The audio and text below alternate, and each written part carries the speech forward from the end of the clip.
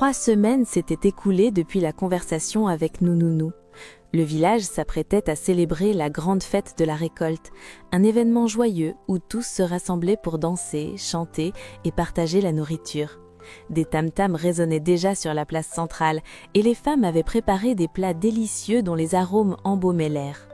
Ateba hésitait à y aller. Ces rassemblements étaient toujours difficiles pour elle. Les regards, les chuchotements, les moqueries. Mais Nouria était venue la chercher, insistant avec sa gentillesse habituelle. « Viens, Ateba, tu ne peux pas rester enfermée éternellement. J'ai besoin de mon amie près de moi. » Finalement, Ateba avait accepté. Elle portait un magnifique pagne qu'elle avait tissé elle-même, aux motifs complexes de bleu et d'or. Malgré son masque, elle espérait passer inaperçue dans la foule. Sur la place du village, les festivités battaient leur plein. Les danseurs tournoyaient au rythme des tambours, les anciens racontaient des histoires et les enfants couraient partout en riant. Michel régnait sur la fête comme une reine. Elle portait ses plus beaux bijoux et Mbelmark restait constamment à ses côtés, fière d'exhiber sa belle fiancée. Duck, le forgeron, plaisantait qu'avec Claudio, le commerçant, tandis qu'Alain observait la scène depuis l'ombre d'un grand manguier, une calebasse de jus de bissap à la main. Ateba se tenait en retrait avec Nouria, applaudissant discrètement les danseurs. Pendant un moment, elle se sentit presque normale, presque acceptée, mais ce répit fut de courte durée. Michel l'aperçut, ses yeux se rétrécirent. Depuis quelques jours, elle avait remarqué que Mbelmark posait parfois des questions sur Ateba, intriguée par son mystère. Cette curiosité l'irritait profondément.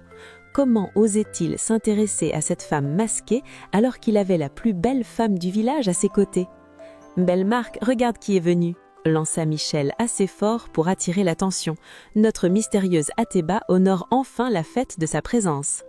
Mbelmark rit nerveusement, conscient du ton malveillant de sa fiancée. Michel traversa la foule, ses amis sur ses talons.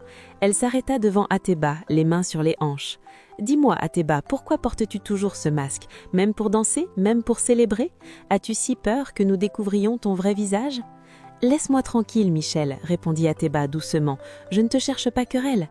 Querelle, répéta Michel en riant. Je pose simplement une question que tout le village se pose. Qu'est-ce que tu caches? Des cicatrices horribles? Une malédiction? Ou peut-être que sous ce masque tu n'es personne? Les conversations autour d'elle s'étaient tues. Tous les regards convergeaient maintenant vers les deux femmes.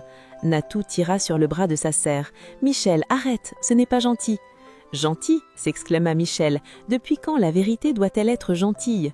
Puis, avant que quiconque puisse réagir, Michel bondit en avant et arracha violemment le masque du visage d'Ateba. Le bois sculpté tomba sur le sol poussiéreux avec un bruit sourd. Le temps sembla arrêté. Ateba, instinctivement, porta ses mains à son visage, mais il était trop tard. Son visage était exposé à la lumière des torches, révélé aux yeux de tous. Un silence absolu s'abattit sur la foule. Le visage d'Ateba était d'une beauté impossible à décrire avec des simples mots. Sa peau luisait comme du miel doré sous la lune.